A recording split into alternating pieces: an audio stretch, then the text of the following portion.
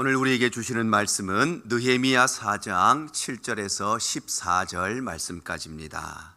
산발랏과 도비야와 아라비아 사람들과 암몬 사람들과 아스돗 사람들이 예루살렘 성이 중수되어 그 허물어진 틈이 메꾸어져 간다함을 듣고 심히 분노하여 다 함께 꾀하기를 예루살렘으로 가서 치고 그곳을 요란하게 하자 하기로, 우리가 우리 하나님께 기도하며 그들로 말미암아 파수꾼을 두어 주야로 방비하는데, 유다 사람들은 이르기를 흙 무더기가 아직도 많거늘 짐을 나르는 자의 힘이 다 빠졌으니 우리가 성을 건축하지 못하리라 하고, 우리의 원수들은 이르기를 그들이 알지 못하고 보지 못하는 사이에 우리가 그들 가운데 달려 들어가서 사륙하여 역사를 그치게 하리라 하고, 그 원수들의 근처에 거주하는 유다 사람들도 그 각처에서 와서 10번이나 우리에게 말하기를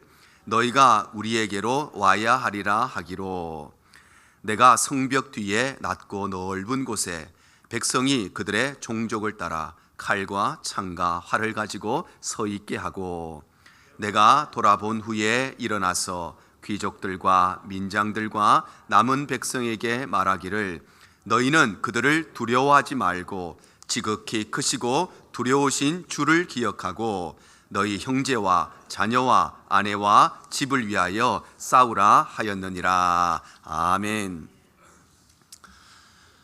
오늘 1월의 마지막 주일 예배 자리에 오신 우리 모든 성도님들 주님 이름으로 환영하고 축복합니다. 2026년 새해가 시작되고 우리가 첫 번째 달, 우리 1월 한 달간을 지내었습니다. 한 달간도 하나님께서 우리 가운데 은혜 주셔서, 그래서 오늘도 변함없이 우리가 하나님 앞에 나와왔고, 또 한 달간 우리의 삶에 참으로 많은 수고와 또 힘이 있었는데, 우리 옆에 분 보시면서 우리 1월 한 달 동안 수고하셨습니다 이렇게 한번 인사하실까요? 1월 한 달도 여러분 수고하셨습니다. 예, 수고 많으셨습니다. 예, 시대가 지나갈수록 참으로 살기가 참 퍽퍽한 그런 시대입니다. 과거에도 참 쉬운 시간이 없었지만, 그러나 하루하루 정말 이민의 삶을 살아가는 우리에게는 마음 편할 날이 없고, 그리고 사건 사고가 없는 것이 우리 이민의 삶인데, 한 달간도 하나님 은혜 가운데 우리 모든 성도님들 참으로 수고 많으셨고, 오늘 또 하나님께서 또 한 주간, 또 한 달간 하나님께서 우리의 삶에 힘있게 살아갈 은혜를 부어주시는 귀한 시간 되시기를 바랍니다. 성경은 우리의 인생을 끊임없는 영적 전쟁의 연속이라고 말씀하십니다. 성경은 우리가 예수 믿으면 모든 일들이 해결되고, 예수 믿으면 우리의 인생이 만사형통이 되고 일사천리가 된다고 말씀하시지 않고, 오히려 우리의 삶에는 끊임없이 영적 전쟁이 있어서, 그래서 우리는 통치자들과 권세들과 이 어둠의 세상 주관자들과 하늘의 악한 영들에 대하여 계속해서 싸워야 하는, 더러운 권세, 마귀의 권세, 사단의 권세와 싸워야 하는 이 영적 전쟁의 연속이 바로 우리 인생이라고 말씀을 하십니다. 그러므로 우리의 인생이 이러한 영적 전쟁에 승리하기 위해서, 우리의 가정이, 우리의 교회가 이 영적 전쟁에 승리하기 위해서는 무엇보다도 이 마귀의 권세가 우리를 어떻게 위협하고 어떻게 공격하는지 그 전략을 알고 그 전략에 대해서 주의를 기울여야 하는 것입니다. 그래서 오늘 본문의 말씀에는 대적자들의 수많은 공격과 대적자들의 수많은 위협 속에서도 예루살렘 성벽을 재건하는 이 위대한 일을 완수해 나갔던 이스라엘 백성들을 통해서 무너진 예루살렘 이 성벽을 재건하기 위해서, 오늘날 우리의 무너진 믿음과 무너진 신앙을 다시 재건하기 위해서, 오늘날 우리의 무너진 예배와 무너진 헌신을, 무너진 열정을 다시 재건하기 위해서는 바로 무엇을 주의해야 되는가를 우리에게 말씀하고 있습니다. 이스라엘 백성들이 바벨론의 포로로 끌려갔다가 이제 고향 땅 예루살렘으로 돌아와서 하나님의 성전을 회복하고, 그리고 느헤미야를 중심으로 이제는 성벽을 재건해 가기 시작합니다. 그런데 이 성벽 재건을 방해하는 사람들이 있었으니 느헤미야 2장 19절 상반절에 이렇게 기록을 하고 있습니다. 호론 사람 산발랏과 종이었던 암몬 사람 도비야와 아라비아 사람 게셈이, 이렇게 말씀하시죠. 여기 나오는 세 사람, 바로 산발랏과 도비야와 게셈이라고 하는 사람이 이스라엘 백성들이 재건하고 있던 이 예루살렘 성벽을 재건하는 것을 가장 앞장서서 방해한 세 명의 사람이었던 것입니다. 이 세 사람 중에 가장 첫 번째로 나오는 이 산발랏이라고 하는 사람은 그 당시에 이 사마리아 지역을 통치하던 총독이었습니다. 그러니 총독이었기 때문에 이 사람은 권력도 있고 돈도 있고 군사력도 있고 힘도 있고, 그래서 그는 자신이 가지고 있는 이 권력을 통해서 이스라엘의 모든 이 성벽 재건을 방해하는 우두머리 역할을 했던 사람이 바로 이 산발랏이라고 하는 사람입니다. 그런가 하면 두 번째로 나오는 도비야라고 하는 사람은 원래 예루살렘 총리에 들어올 수가 없는 암몬 족속 출신입니다. 이방 민족도 여러 민족이 있죠. 그러나 하나님께서 모든 민족들 가운데 하나님을 믿고 하나님을 섬기게 된다면 하나님의 이 이스라엘 백성들 경내로 들어올 수 있는 은혜를 주셨는데, 영원토록 들어올 수 없는 종족 중에 하나가 바로 암몬 족속입니다. 그런데 이 도비야라고 하는 사람은 아버지가 암몬 사람이었지만 어머니가 유대인이었기 때문에, 그래서 이것을 통해서 그가 예루살렘 공동체 안에 들어오고 또 그 안에서 많은 인맥들을 형성하게 됩니다. 느헤미야 6장 18절에 보면 이렇게 기록이 되어 있습니다.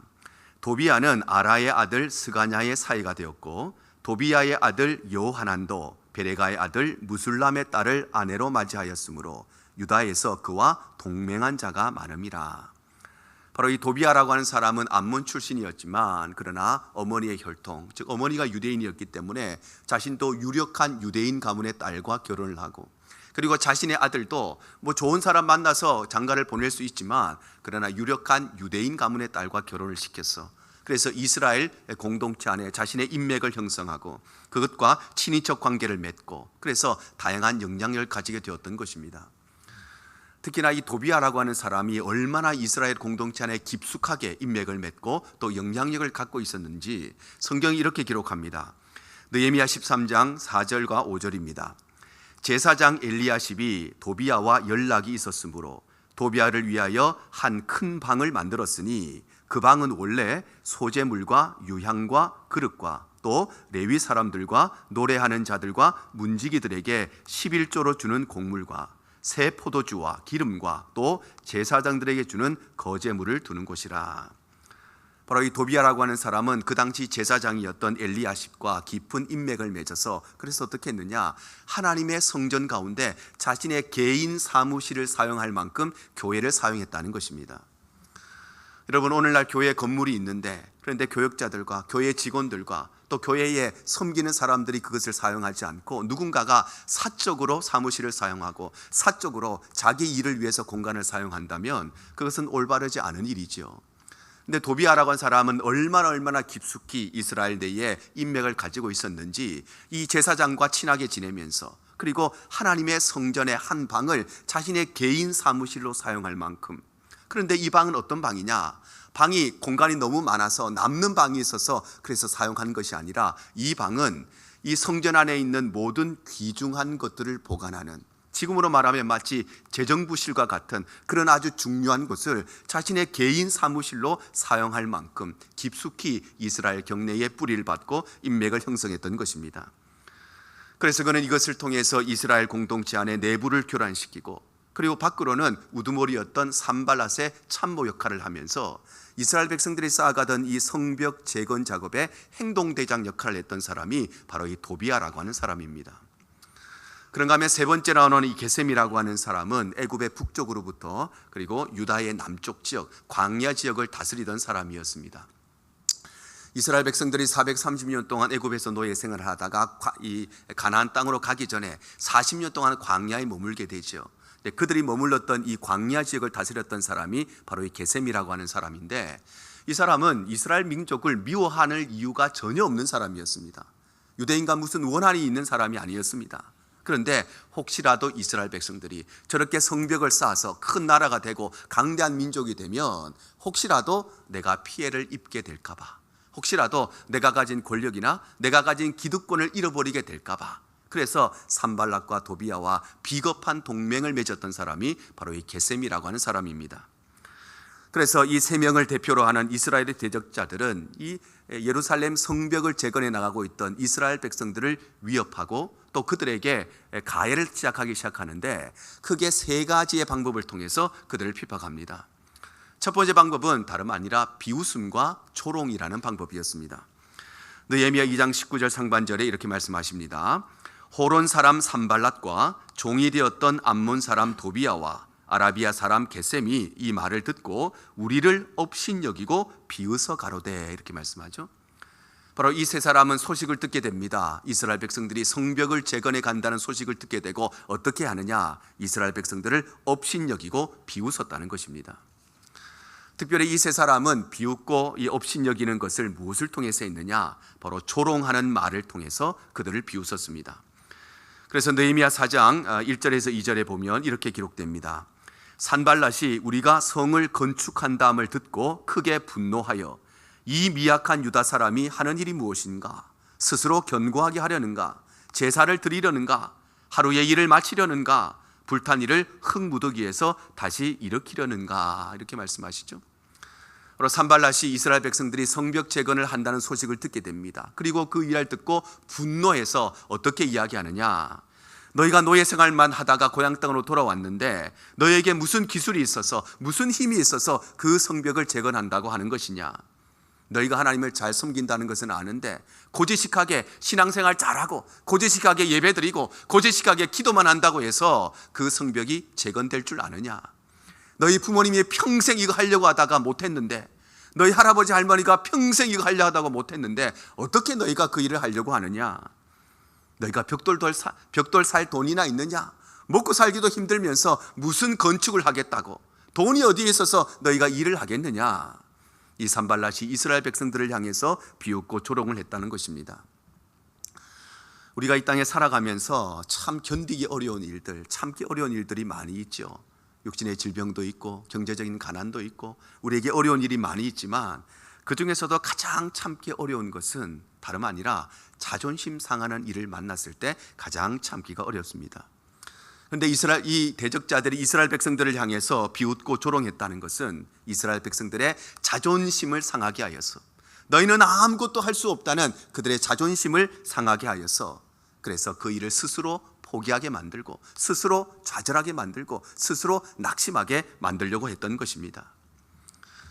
우리가 하나님을 섬기고 또 복음을 위해 헌신하고 교회를 위해서 봉사하다가도 때때로 시험에 들게 되고 때때로 낙심에 빠지게 되는 가장 큰 이유가 일이 힘들어서가 아니라 자존심이 상할 때 낙심하게 되는 것입니다. 나는 열심히 식당 봉사를 했는데 그 무더운 여름철에도 찜통 같은 그 식당에서 열심히 밥을 준비해서 성도들에게 제공을 했는데, 그런데 밥 먹는 사람들이 밥이 많으니 적으니 국이 짜니 싱겁니 그런 소리를 들으면 내가 저런 소리 들으면서까지 교회 봉사해야 되나? 자존심이 상하게 되는 것입니다. 나는 열심히 새벽마다 나와 교회를 위해서 눈물로 기도하는데 1년 365일 새벽기도 한 번 안 나오는 사람이 이러쿵저러쿵 이야기를 하면 내가 저런 소리까지 들어야 되나? 자존심이 상하는 것입니다. 나는 주일에도 봉사하고 주중에도 나와서 봉사하는데, 그런데 봉사라고는 손 하나 까딱 안 하는 사람이 주일날 교회 와서 편안하게 예배드리고 밥 먹고 돌아가는 사람이 이러쿵저러쿵 이야기하는 것을 들으면 내가 저런 소리 들으면서까지 내가 헌신해야 되나? 자존심이 상하는 것입니다. 나는 열심히 구역예배도 참석하고 나는 열심히 전도회도 참석하는데, 그런데 구역예배라고는 참석하지 않는 사람이, 전도회는 그림자도 비치지 않는 사람이 구역예배가 이렇고 저렇고 전도회가 이렇고 저렇고 그런 소리를 들으면 자존심이 상하는 것입니다. 차라리 우리가 복음을 전하다가 테러를 당했습니다. 그러면 내가 십자가를 위해서 고난을 당하는구나, 복음을 전하다가 핍박을 받으면 내가 복음을 위해서 고난을 당하는구나, 이렇게 생각을 하지만, 그러나 이 자존심 상하는 일이 생기면 그것 때문에 시험이 들고 낙심에 빠지고, 그래서 나 스스로 모든 것을 포기하고 절망하게 되는 것입니다. 이처럼 마귀는 하나님의 역사를 이루어 나가는 사람들을 어떻게 공격하느냐? 그것은 바로 비웃고 조롱이라는 전략을 통해서 우리의 자존심을 상하게 하고 우리의 마음을 요동치게 하여서 스스로 내가 모든 것을 포기하고 낙심하게 하고, 그래서 이스라엘 공동체 전체를 흔들고 무너뜨리려고 했던 것입니다. 그래서 대적자들도 이 일을 알고 하나님의 역사, 이 성벽을 재건해가는 이스라엘 백성들을 공격하는데 어떻게 공격하느냐? 그들의 자존심을 상하게 만드는 것입니다. 그들을 비웃고 그들을 조롱하여서 스스로 그들이 마음이 상하여서 모든 것을 다 포기하고 다 떠나가게 만들게, 그렇게 대적자들이 그들을 공격했다는 것입니다. 그런데 참 놀라운 것은 이스라엘 백성들은 그렇게 어렵게 그 일을 감당하면서도, 그리고 그 시험에 드는, 그 낙심에 들 만한 비웃음을 당하고 조롱을 당하고 자존심 상하는 말을 들으면서도 그들은 오히려 시험에 들고 낙심하기는커녕 온 이스라엘 백성들이 더더욱 한 마음이 되어서 더욱더 그들이 마음을 모아서 그들의 조상들이 하지 못했던 위대한 일들을 이루어내게 되는 것입니다. 느헤미야 4장 6절에 이렇게 기록합니다.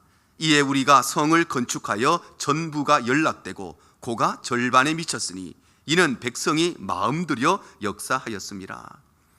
이들은 하나님을 위해서 헌신하다가 수많은 자존심 상하는 일을 당하고 자존심 상하는 말을 만나게 되었지만, 그러나 포기하지 않고 낙심하지 않고, 이것이 우리에게 고난과 아픔이 아니라 내가 십자가의 고난에 동참하는 하나님의 역사를 이루어 나가는 자들만이 받을 수 있는 은혜와 특권임을 기억하고, 오히려 이들은 더욱더 마음을 다하고 더욱더 힘을 다하여서 그들의 조상들이 수십 년 동안 해내지 못한 그 일을 단기간에 모두 다 이루어내고 말았던 것입니다.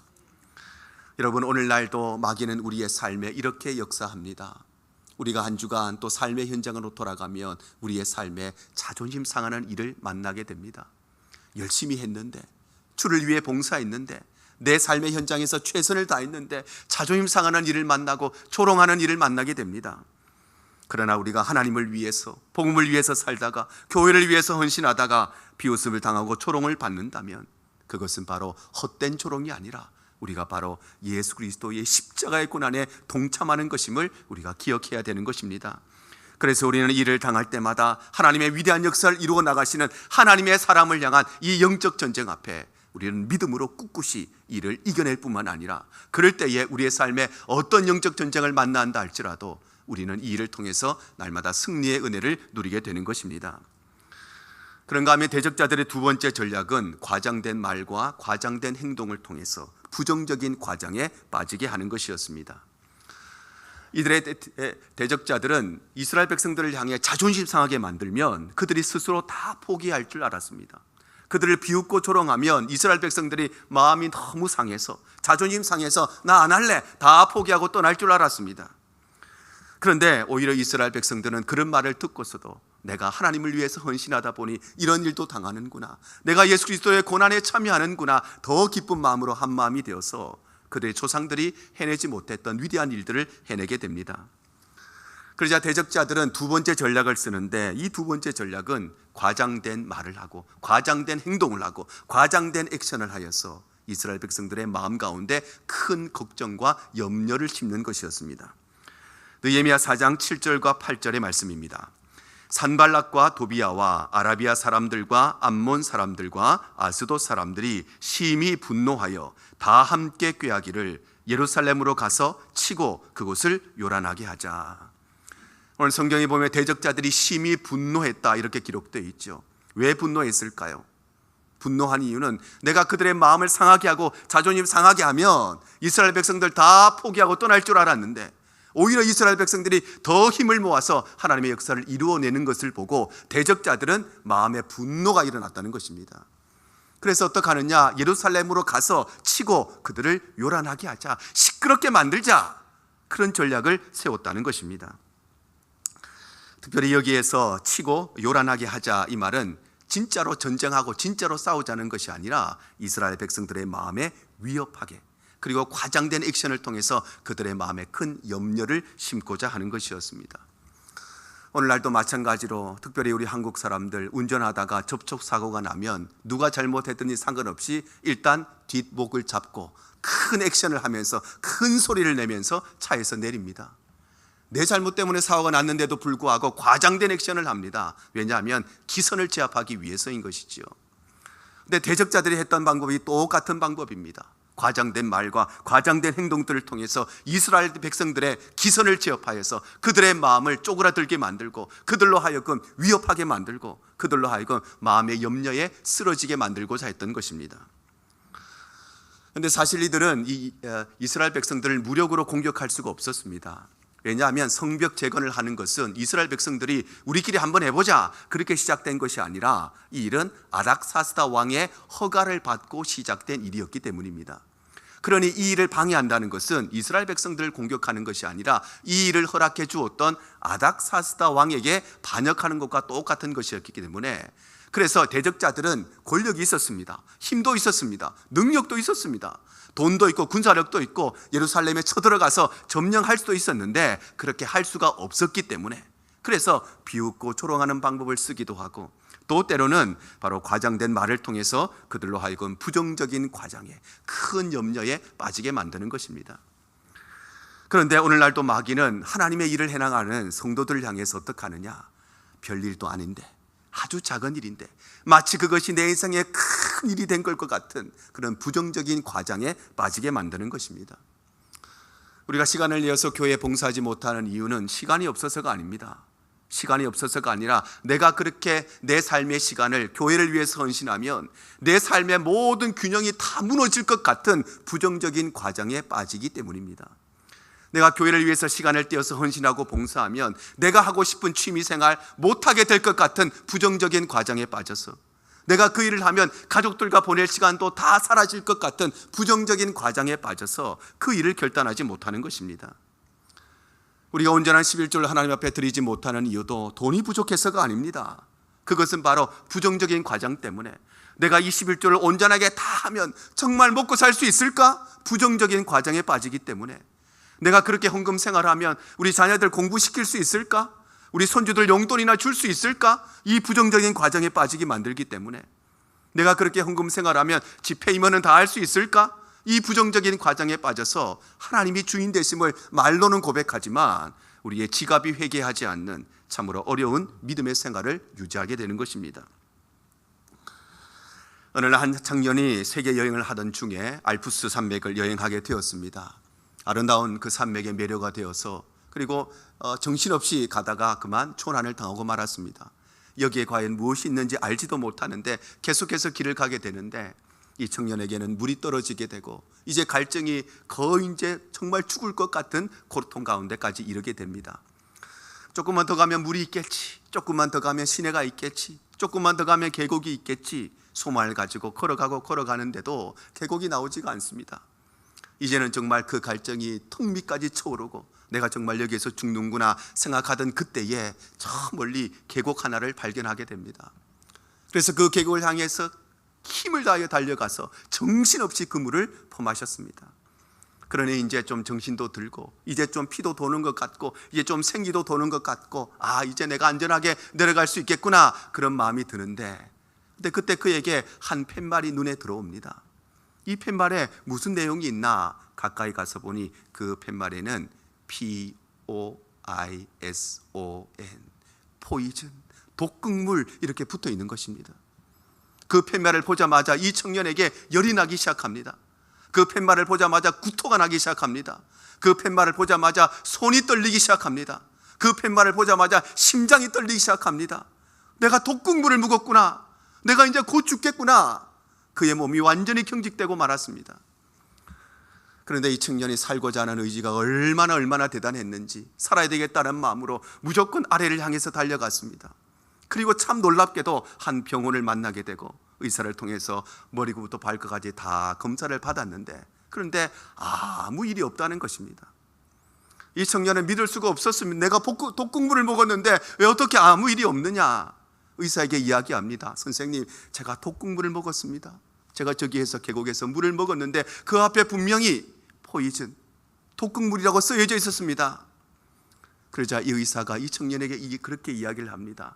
거기에 POISON, 이렇게 독극물, 포이즌, 영어로 써 있는 것이 아니라 스위스는 불어를 사용하기 때문에 POISSON, 이것은 부아숑이라는 말인데 그 말은 낚시 금지, 그런 말입니다. 그러자 이 청년이 그 말을 듣자마자 열이 거짓말처럼 사라졌습니다. 구토가 거짓말처럼 사라졌습니다. 몸이 경직되었는데 몸이 다시 활기가 돋기 시작하는 것입니다.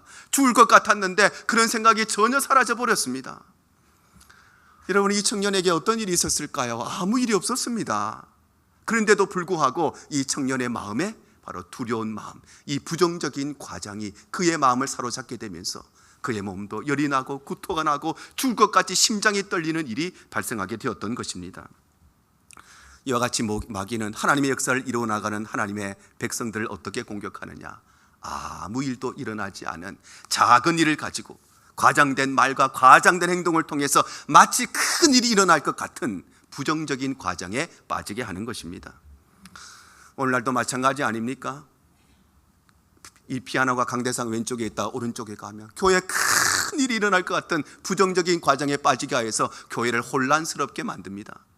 찬송가 한 장 하다가 두 장 부르면 큰 일이 일어날 것 같은, 예배 시간이 11시였는데 12시로 예배 시간 바꾸면 교회가 무너질 것 같은 부정적인 과정에 빠져서 오늘 성경에 이들이 예루살렘에 가서 치고 요란하게 만들자고 했던 그 똑같은 전략처럼 마귀는 아무 일이 아닌 것에, 아무 결과도 일어나지 않는 일에 교회를 소란스럽게 만들고 요란스럽게 만드는 것입니다. 여러분, 우리가 하나님과 교회와 복음을 위해서 헌신하면 내 삶에 제약이 오지 않을까? 내 건강에, 내 사업에, 내 자녀들에게 걱정이 생길 때가 있습니다. 헌금을 안 하다가 헌금을 하면 어려워지지 않을까?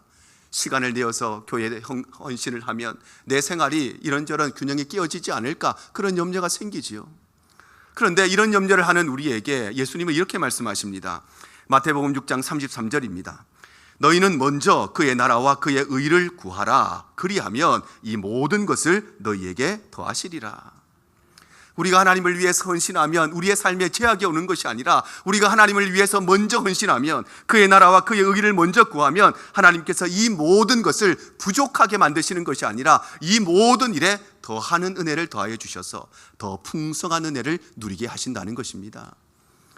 사랑하는 성도 여러분, 우리의 삶에 아주 작은 일이 생길 때마다 우리는 과장된 염려와 과장된 걱정과 과장된 근심에 빠질 때가 있습니다. 지나고 나면 내가 쓸데없는 걱정을 왜 그렇게 했나, 이렇게 후회하는 일들이 얼마나 많이 있습니까?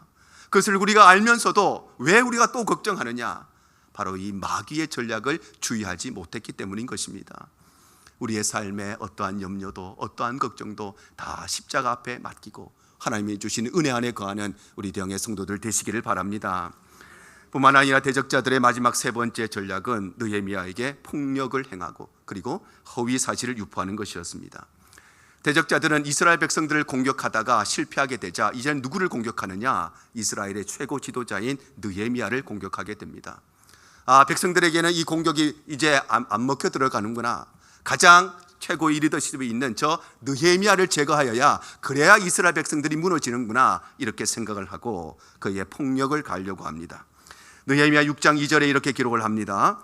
산발락과 게셈이 내게 보내어 이르기를, 오라 우리가 오노 평지 한촌에서 서로 만나자 하니 실상은 나를 해하고자 함이었더라.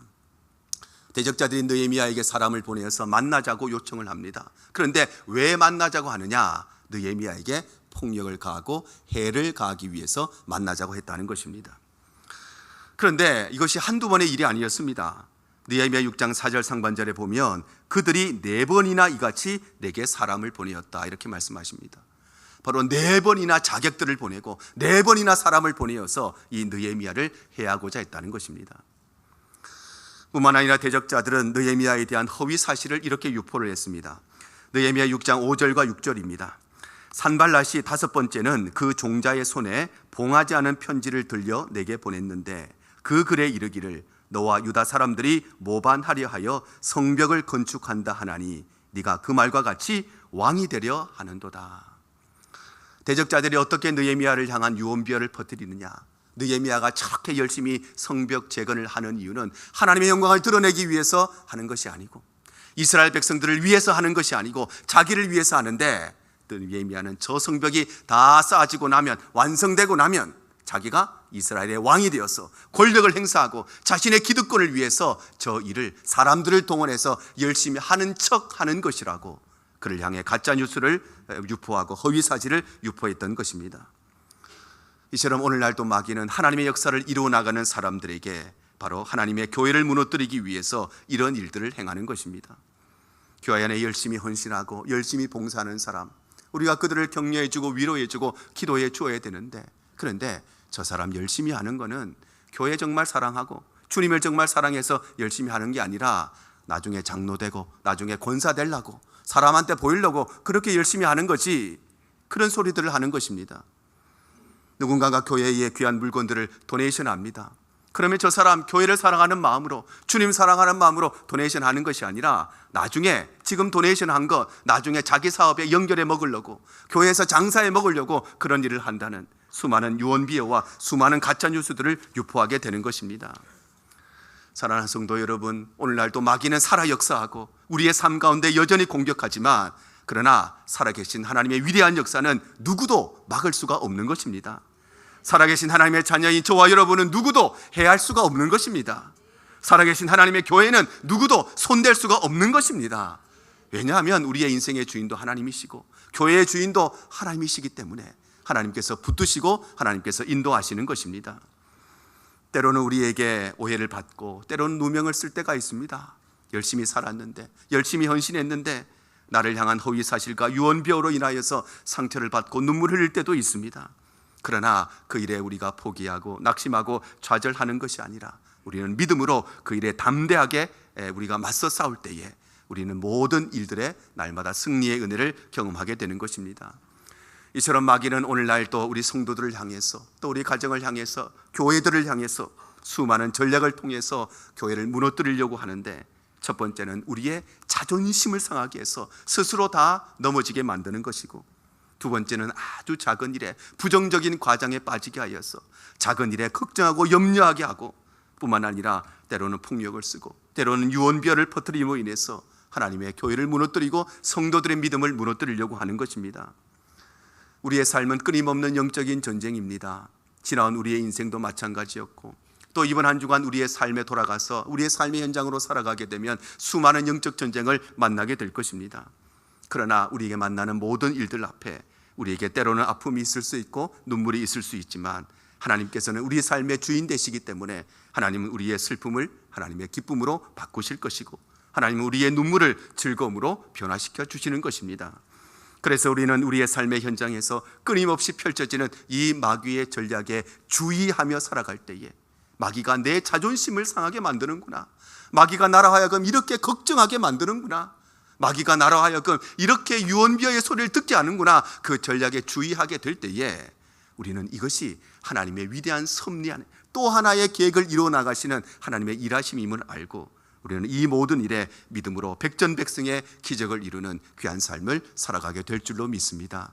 이번 한 주간 우리의 삶이, 또 우리 일평생의 삶이 날마다 이 영적 전쟁에 백전백승의 신화를 이루어 나가는 우리 모든 성도들 되시기를 주님 이름으로 축복합니다.